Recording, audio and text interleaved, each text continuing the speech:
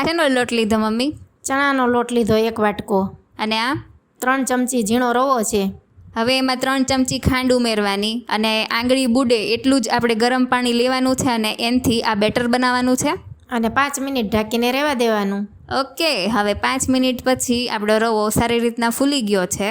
તો હવે આપણે એમાં તીખા મરચાંની પેસ્ટ, ખમણેલું આદું, હળદર, મીઠું, થોડોક લીંબુનો રસ અને અડધું પાવડું તેલ નાખવાનું અને એક જ દિશામાં ફેટી અને પાછું ઢાંકીને 10 મિનિટ રહેવા દેવાનું. હવે 10 મિનિટ પછી આપણે જ્યારે બાફવાનું હોય એ જ સમયે 1 પડીકી ફ્લેવર વગરનો ઈનો નાખવાનો અને એક દિશામાં ફેંટી લેવાનો. હવે આ રીતના જાળી પડી ગઈ છે. ગ્રીસ કરેલી ડીશની અંદર આખો જ ભરી દેવાની ડીશ, એટલે દળ બરાબર થાય.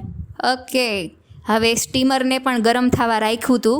હવે સ્ટીમર ગરમ થઈ ગયું છે. હવે એમાં આ ડીશ મૂકી દેવાની અને ધીમા ગેસે કેટલા મિનિટ બફવા દેવાનું? 10 મિનિટ લાગશે. હવે 10 મિનિટ પછી આપણે ચેક કરી લઈએ કે બફાઈ ગયું છે કે નહીં. હવે ચપ્પુ કોરું આવ્યું છે. હવે આપણે ડીશને બહાર કાઢીને ઠરવા દઈએ. હા, તો જોઈ શકે છે પીસ પડી જાય છે.